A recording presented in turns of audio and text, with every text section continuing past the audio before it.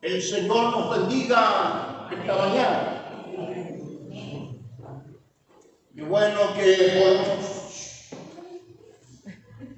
darnos cita esta mañana en este lugar para exaltar, para alabar, para bendecir el nombre de nuestro Dios.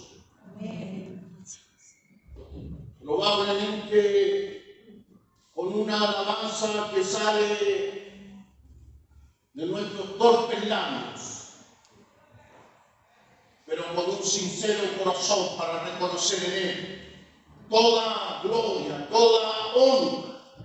Amén. Gloria al Señor. Como ustedes saben, hermanos, estamos ya en nuestro 9º aniversario. Y es motivo de alegrarnos, de gozarnos. Estamos avanzando, no sin lucha, no sin adversidades, sin pruebas, sin dificultades, porque las hay, pero estamos avanzando con la ayuda del Señor. Amén. Quisiera pedir, por favor, que abra su Biblia allí en el Evangelio de Mateo, por favor, capítulo 11. ¿Tienen ya Mateo capítulo 11? Hay un rey que dijo que él era el Estado. Sí. El atrevido Luis XIV, rey de Francia. La verdad es que entre los reyes y la monarquía, Luis XIV es considerado uno de los reyes más egocentristas, atrevido, insolente, belicoso. Era tremendo.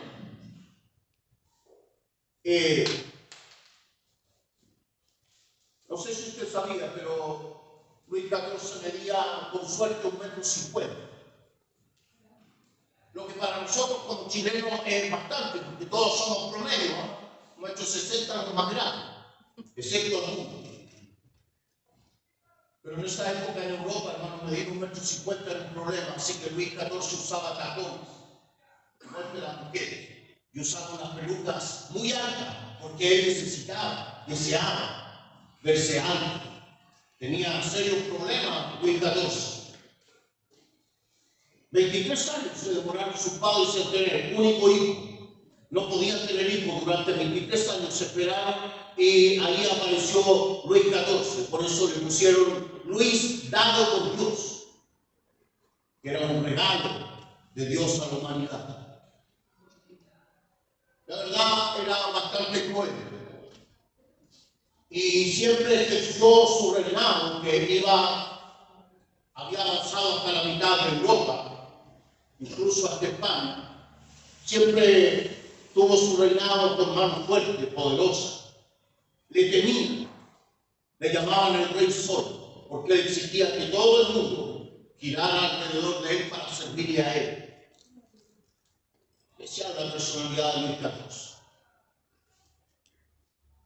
Porque ese es el concepto que los seres humanos tenemos de un rey. Un rey es una persona que gobierna. Un rey es una persona que manda. Un rey es una persona que establece un territorio, un reino, y todos los que viven bajo su reino tienen que acatar sus órdenes, tienen que vivir de acuerdo a lo que él cree, a lo que él piensa, a lo que él establece. Y ese concepto de reinado, hermanos, que por lo demás es muy común para nosotros,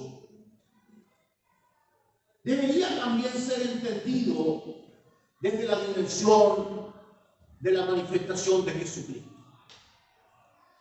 Yo no sé cuántos en esta sala esta mañana creen que Jesucristo es rey. Amén. Y si es rey, él manda. Y si es rey, él gobierna. Si es rey, entonces nuestras vidas están sometidas a él. Amén. Pero este rey, Jesucristo, da una explicación acerca de su propio reino, que sería interesante esta mañana poder echarle una miradita, hermanos, si está ahí en el verso 12. Mateo capítulo 11, versículo 12.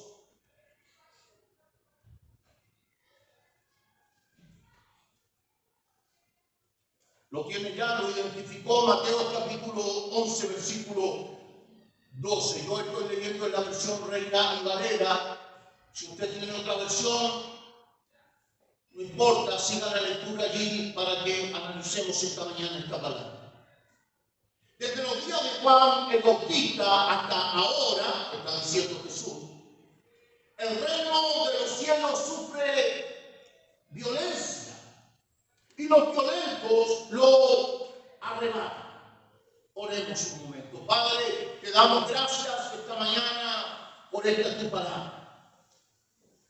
Te damos gracias, Señor, porque de seguro, tu palabra podrá traer vida a nuestra vida, podrá traer renovación espiritual a nuestra vida. Señor, te pedimos con humildad,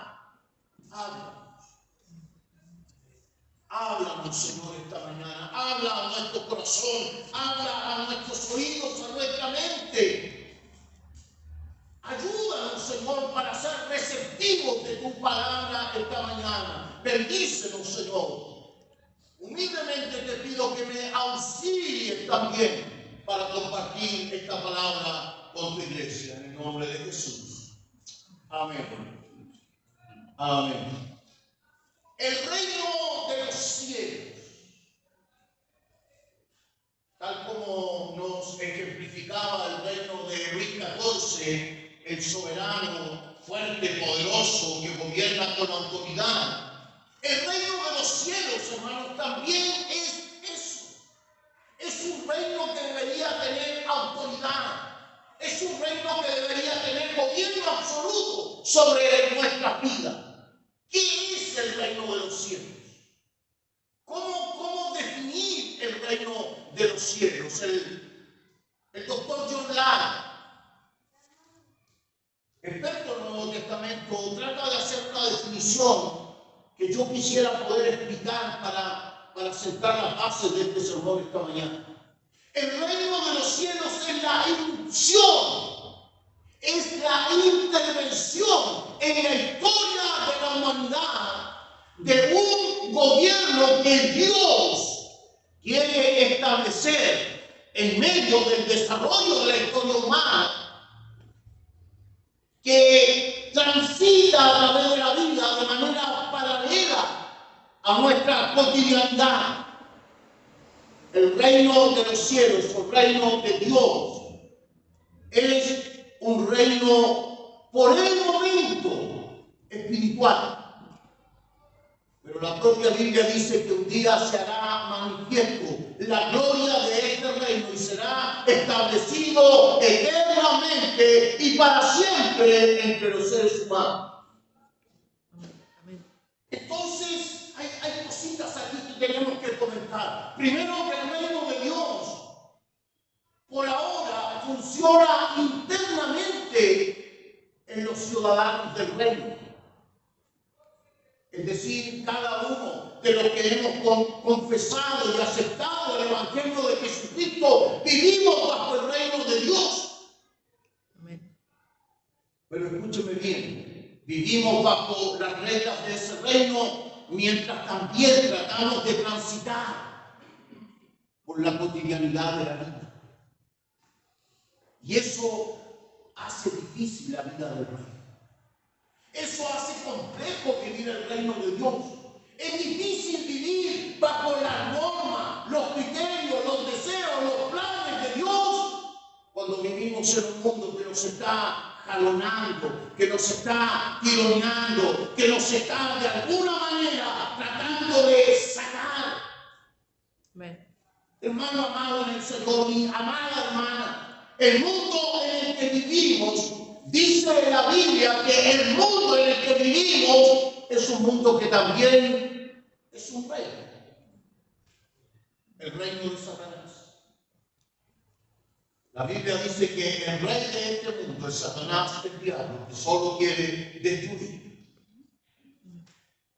Entonces, cuando hablamos de que de forma paralela transita el reino de Dios y el reino de Satanás, nos queda clarísimo que nosotros vivimos en medio de un constante conflicto, de un continuo choque entre las fuerzas del reino de este mundo y el reino de Dios. Amén. Eso hace difícil nuestro transitar. Eso hace difícil nuestra vida cristiana. Eso hace complejo, hermano, vivir en la fe del evangelio del reino. Y esta mañana yo quisiera explicar este versículo, porque a priori, a primera lectura, pareciera que el versículo dijera que el reino de Dios sufre violencia y que los violentos lo toman, lo abrazan. O sea, si nosotros a priori hiciéramos esa interpretación del texto esta mañana, estaríamos diciendo que todos los que estamos aquí y todos los creyentes del mundo han entrado en el reino de Dios por la fuerza, por la violencia, por la revolución. Pero eso es completamente contrario a lo que la Biblia enseña. Porque la Biblia dice que todos nosotros estamos aquí solo por la gracia de Dios. Amén. Ninguno de nosotros ha entrado en el reino de Dios por fuerzas propias, personales. Ninguno de nosotros ha entrado de manera violenta en este reino. Hemos entrado aquí porque cuando ya no había respuesta para nosotros, porque cuando ya no había esperanza para nosotros, vino la gracia de Dios por medio del sacrificio de Jesucristo y nos salvó. Amén. Por lo tanto, tendríamos que descartar esa interpretación del texto. El texto no dice que el reino de Dios avanza de manera violenta y que los violentos entran en él. Y eso esta mañana yo quisiera explicar. Primero, se hace necesario entender, hermano, que la palabra violencia, el verbo, porque es un verbo aquí, es un verbo deponente. En el idioma original del texto, en el griego, que es el idioma del texto bíblico del Nuevo Testamento, este es un verbo deponente, por lo tanto, es un verbo que debe entenderse en un modo pasivo. Es decir, la acción recae sobre el reino, porque en este caso el reino es el sujeto. Y el verbo lo que indica es que la acción recae sobre el sujeto. Lo que el texto está diciendo en su primer párrafo es, desde los tiempos de Juan hasta ahora, dice Jesús, el reino de Dios ha estado sufriendo golpes, violencia, atrevimiento desde el mundo. Lo que está diciendo este párrafo es que este orden, este sistema ha tratado de tomar al reino por violencia, dominarlo. Imagínense dos reinos en conflicto. El reino de este mundo ha tratado de dominar, de doblegar, de manipular al reino de Dios. ¿Y qué ha ejercido en modo imperativo y activo? Este es un verbo activo. Ha ejercido violencia, tratando de arrebatarlo. Interesante esta palabra. Es un verbo interesante en griego. Harpazosis. Los chilenos lo van a entender rápidamente. Yo tengo una muy buena ilustración para entender este verbo. Lanzazo. Carterazo. Y para los que no son chilenos, motochorro. Sí, no, tenemos que hablar en diferentes lenguas. ¿Me entiende lo que dice este verbo? Harpazosis. Agarrado por sorpresa. fuerza, tomado, arrastrado, incluso es una de las acepciones de este verbo, arrastrado por sorpresa. Es cuando usted le quita la cartera, los lentes, el celular y salen arrancando. El reino de los cielos, dice Jesús, desde Juan hasta ahora, ha estado sufriendo violencia y los violentos lo quieren tomar por la fuerza. Eso es lo que dice. ¿Se entiende? Esta es la base del sermón, para que entiendan los demás. Necesitamos entender. Mire, aquí comienza Jesús su discurso, hablando acerca de Juan el Bautista.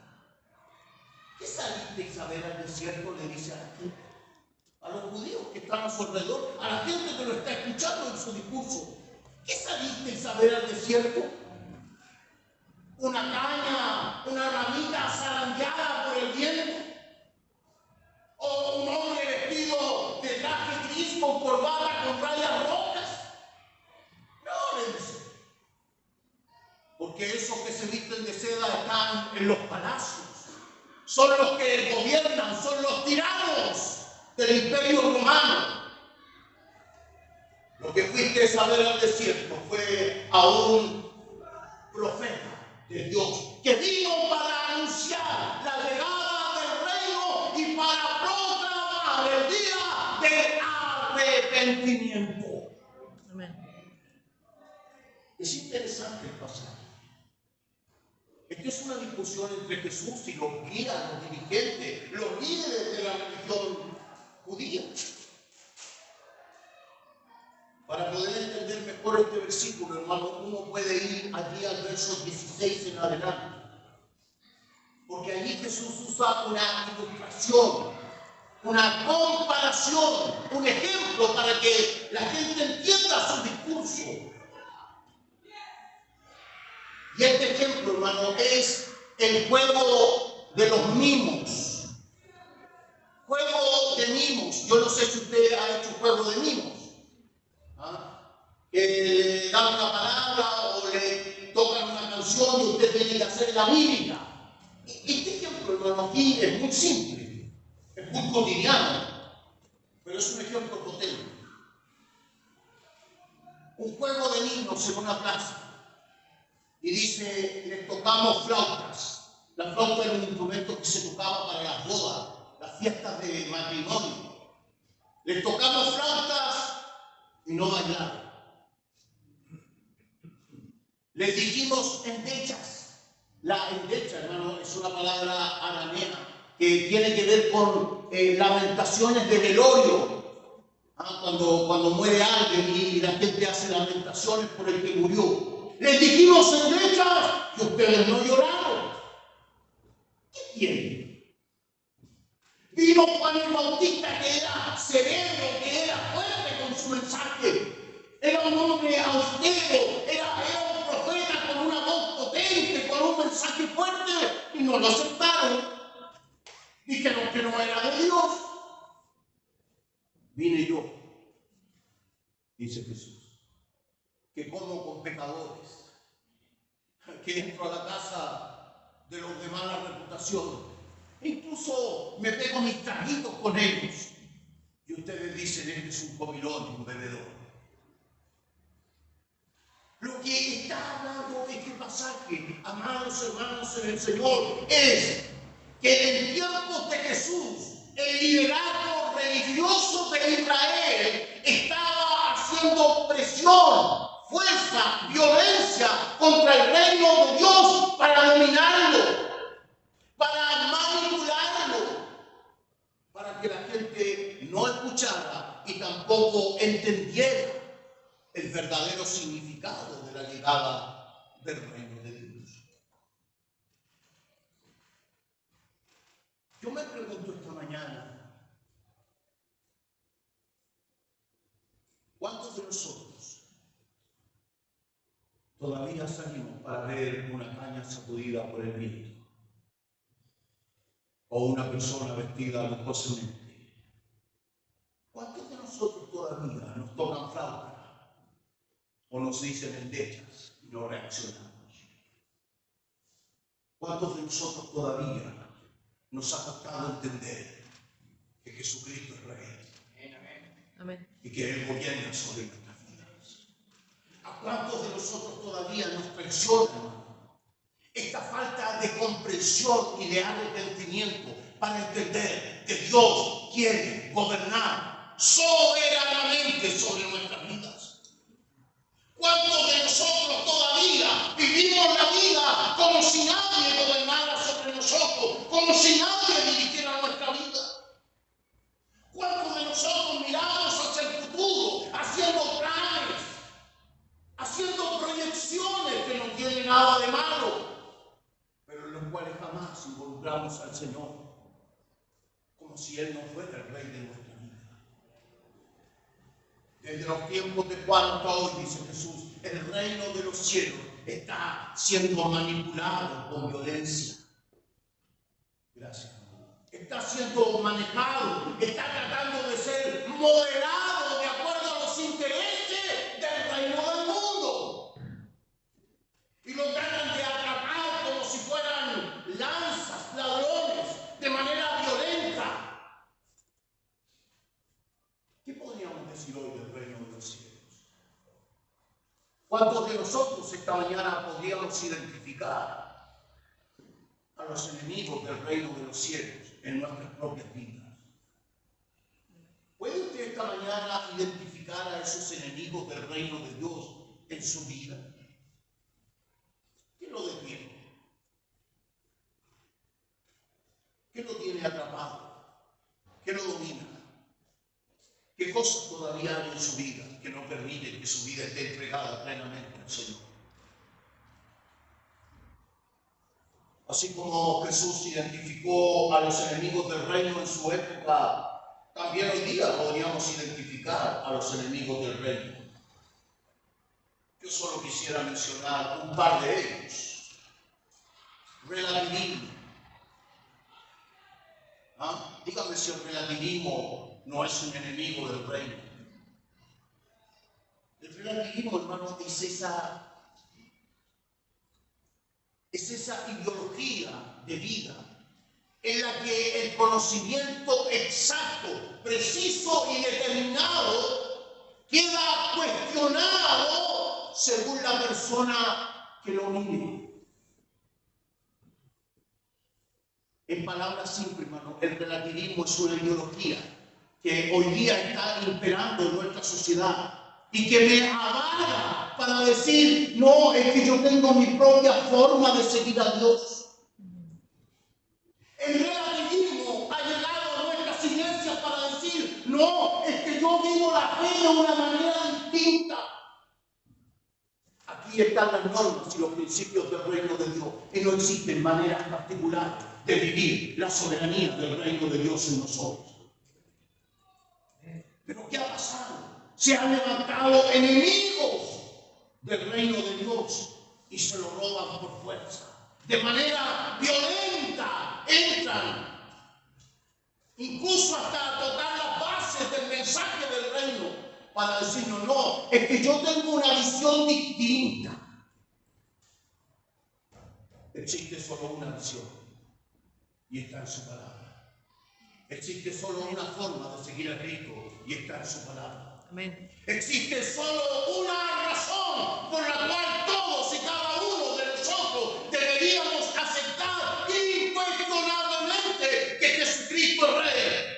Porque no existía otra forma de que nosotros fuéramos salvos, sino con su sacrificio, con su muerte y con el derramamiento de su sangre. Amén. Ninguno de los que estamos aquí está porque tiene mérito, porque tiene capacidades, porque pagó una cantidad de dinero o porque es más simpático o más lindo. Yo sería el primer salvo si fuera así. Estamos aquí porque éramos miserables pecadores. Amén. Perdidos, enemigos de Dios. Amén. Pero Dios con su gracia envió a Jesucristo a morir en el madero de la cruz por cada uno de nosotros. Amén. Y eso se llama el mensaje del reino. Y necesitamos entenderlo. Podríamos esta mañana identificar otro de los enemigos, hermano, del reino de Dios. Yo sé que aquí en esta sala, hermanos, hay una psicóloga y hay una estudiante de psicología esta mañana. Y quizás el personaje que yo menciono, hermano, genere preocupación. Pero William James, el padre de la ideología de la autoestima, lo único que trajo, hermano, fue violencia contra el reino de Dios. Hermano, yo no estoy diciendo que tener una buena autoestima sea malo. Valorarse, quererse, cuidarse no es malo. Pero lo que hizo William James fue aportar uno de los elementos más negativos contra el reino de Dios. Generar todo un proceso, hermano, para que hoy día tengamos una generación de muchachos, de adolescentes y jóvenes que se sienten pequeños reyesuelos. No quieren ser ordenados, no quieren ser mandados, no quieren obedecer, se sienten el ombligo del mundo, ellos tienen la razón, pueden discutir con su profesor, insultarlo, porque ellos merecen ser felices. ¿Sabe lo que es eso? Un enemigo del reino de Dios. Porque los valores y principios del reino de Dios son distintos. Entonces esta ideología instalada ya a principios de 1900 ha venido a generar a esta altura, hermano, un análisis. ¿Saben ustedes que ya se hizo un trabajo de análisis acerca de esta ideología que comenzó en Estados Unidos? Y lo que los psicólogos hoy están diciendo, con muchos de ellos, es que lamentablemente ahora va a haber que generar todo un proceso psicosocial para eliminar de la mente de estas personas de que ellos no son exclusivos, que no son especiales, que no tienen por qué recibirlo todo, que no tienen por qué ser los más importantes dentro de los demás, que no tienen por qué ser irreverentes e irrespetuosos. Ahora hay que hacer todo un proceso inverso, porque estamos llenos, plagados de una sociedad de personas que se sienten exclusivas. Y eso también llega a nuestras iglesias. Pequeños reyesuelos, hombres y mujeres que tienen su propia forma de alabar a Dios, su propia idea de servir a Dios, su propia forma de vivir el cristianismo. Todo tiene que girar alrededor de ellos. ¿Saben, hermano? Ha sido tan potente el impacto de este enemigo del reino de Dios que hoy día usted puede hacer una estadística de la cantidad de iglesias que hay en nuestro país, que son cultos antropocentristas, es decir, giran alrededor de la persona. Cuando no es alrededor de la persona del pastor, que es como una especie de artista, es alrededor de los individuos. Sí, mire, basta con pararse en la puerta de una iglesia y preguntarle a las personas: ¿cómo estuvo el culto? Ahí nomás, no me gustó mucho. ¿Y por qué tendría que gustarle? Si usted tiene el culto para rendirle a Él la gloria. Usted tiene el culto para adorar y alabar al Señor Dios Todopoderoso, no para que le guste. No, es que esas canciones que tocó hoy día el pastor Pablo, a mí no me agradan mucho. ¿Y por qué deberían agradarle? Si son canciones que cantamos para agradarlo a Él. Es que somos una sociedad ideologizada, con la idea de que nosotros somos los importantes. Vengo al culto para que Dios me toque. Vengo al culto para que Dios me haga caminito. Vengo al culto para que Dios venga y me visite. La Biblia dice que nosotros ofrecemos culto para que todo el mundo sepa que Él es Dios y Rey sobre toda la tierra. ¡Aleluya!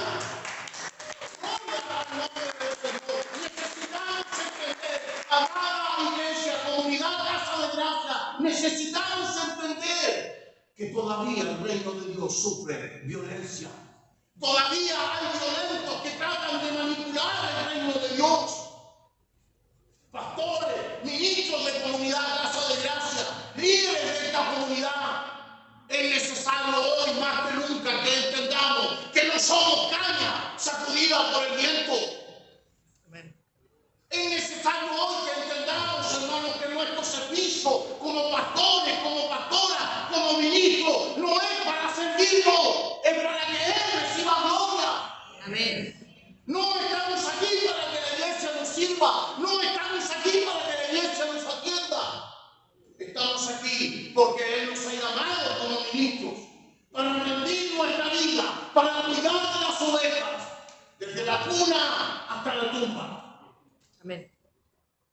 Aleluya. Pero ejercen violencia contra el reino de Dios y distorsionan las cosas, las cambian. Yo sé que probablemente para quienes visitan esta iglesia o visitan un culto cristiano por primera vez, debe sonar extraño y hasta medio loco, hermano, que alguien que se reúne con 30 o 40 personas piense que va a conquistar el mundo. Yo exactamente en este minuto, hermano, me siento como Pinky Cerebro. ¿Me entienden ustedes? ¿Qué haremos esta noche, cerebro? Tratar de conquistar al mundo. ¿Ah? Sí, hermano.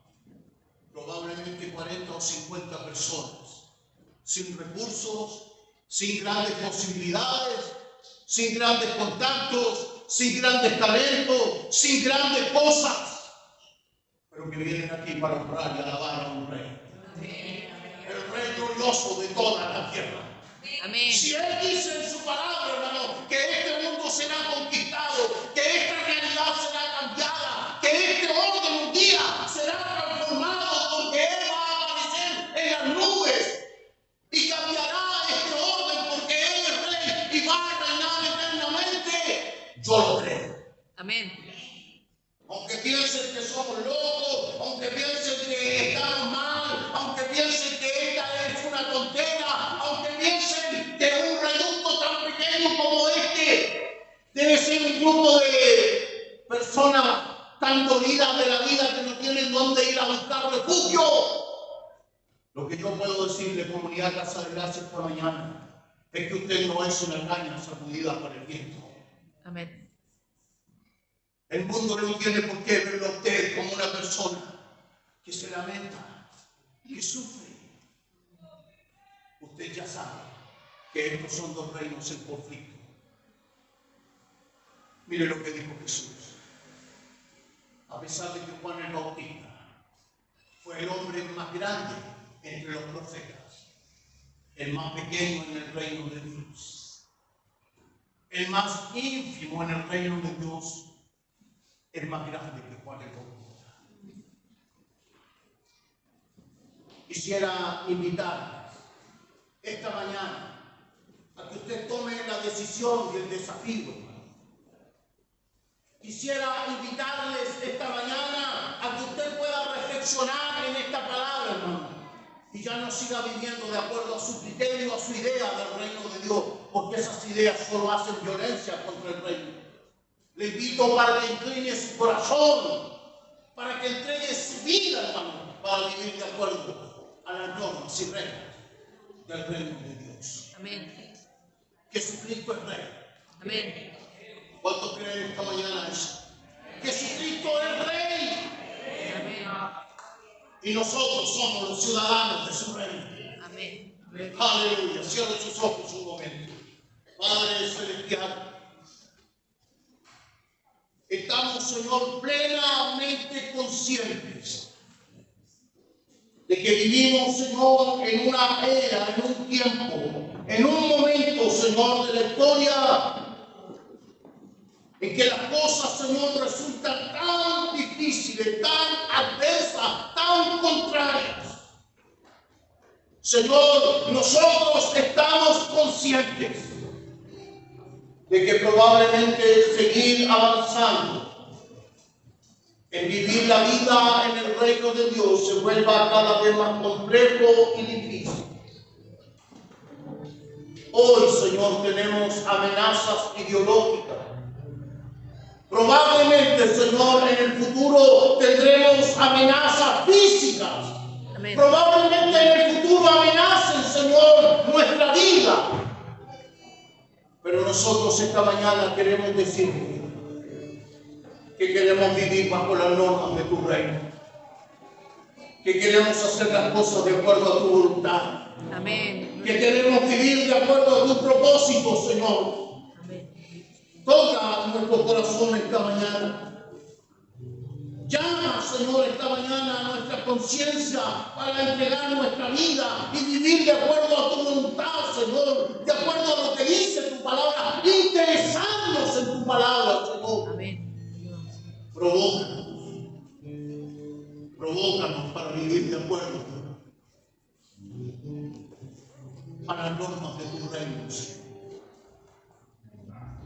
Gracias por esta comunidad, Señor. Gracias por esta iglesia. Gracias por lo que estás haciendo en este lugar. Te alabamos y te bendecimos, Señor, en el nombre de Jesús. Amén. Amén.